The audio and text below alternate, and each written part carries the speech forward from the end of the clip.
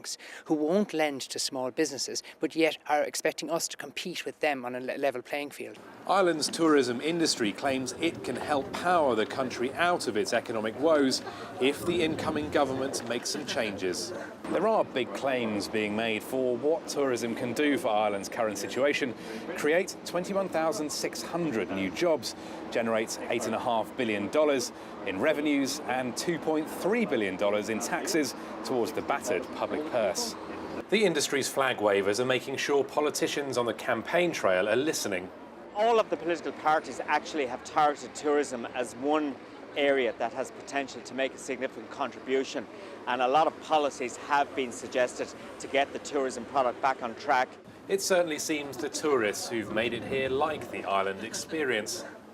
It's quite clear that they're suffering at the moment. I think obviously after the boom there's become a very, very quick bust, but we've really enjoyed the culture of the place. I really like all the green grasses around the city, and I really think the Irish people is really friendly. Everywhere we go, it's beautiful, and I would definitely come back again.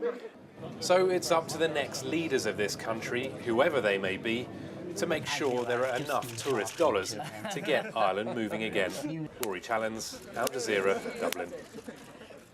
Well, it's NASA's oldest and most well-travelled spacecraft. Now the shuttle Discovery is blasted off on its final mission.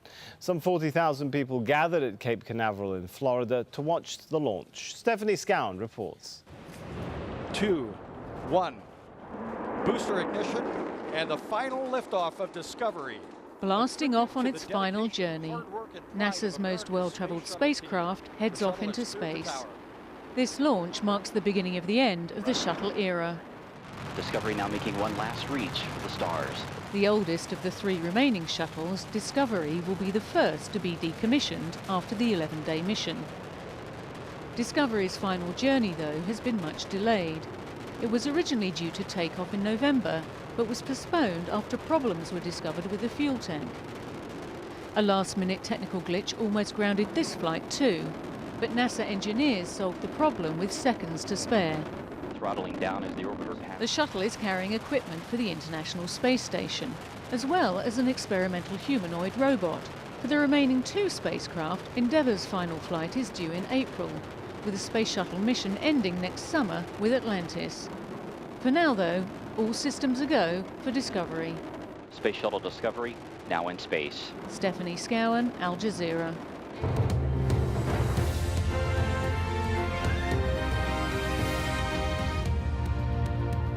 This is Al Jazeera, and these are the stories making the headlines now.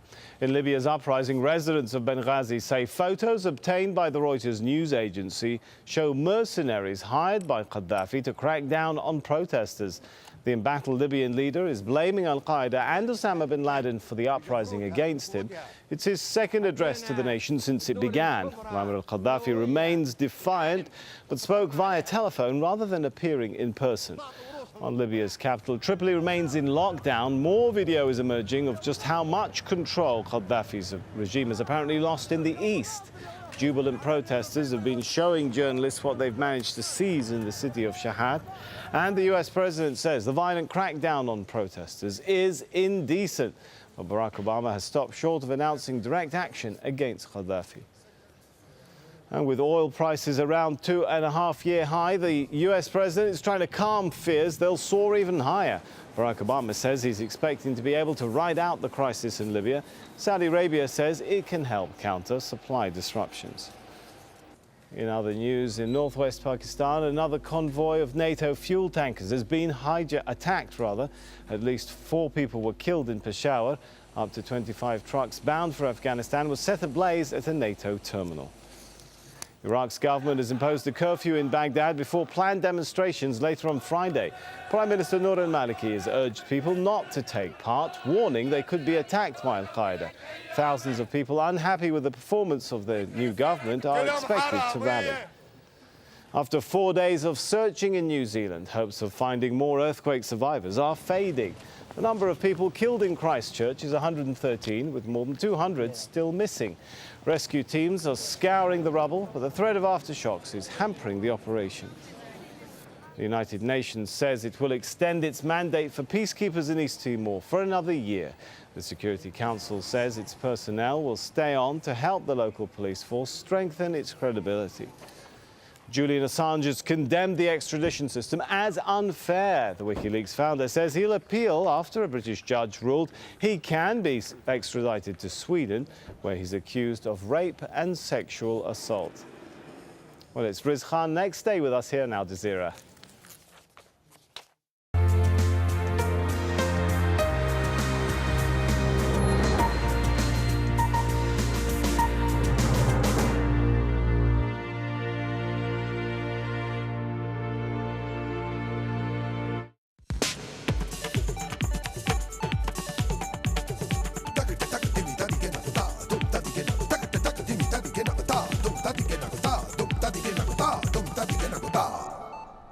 Hello and welcome. How powerful is the movement for change in the Middle East becoming as it draws in star power and the shared experience of music for the masses? Throughout human history, songs have been used as the anthems of popular uprisings against despots and dictators. And one rock icon is now doing just that for the Arab world. Yusuf Islam, now recording simply as Yusuf, had a string of platinum hits in the 1970s as Cat Stevens. He's just written and recorded My People, a song inspired by the dramatic political turmoil in Egypt. Al Jazeera is bringing you an exclusive look at that song. Take a listen. My people, see them coming now. My people, can't you hear them shout? My people, every day, everywhere. My people, stop running from. My people, stop stealing from. My people, stop pointing guns at. That's an excerpt from the song My People, written by Yusuf for the people of Egypt and the rest of the Arab world. And today we ask, how potent is music as an instrument of peaceful social change? Remember, you can send us your questions and comments by SMS or email. Well, joining us now is Yusuf himself, the rock icon who's given us world timeless classics such as Wild World, Father and Son, and of course Peace Train, which he wrote 40 years ago. He's with us from Dubai, where he now lives. Yusuf, it's great to have you back on the show. Thank you very much, Riz. Tell me about this new song, My People. I'm just wondering what made you write it and what you hoped it would achieve.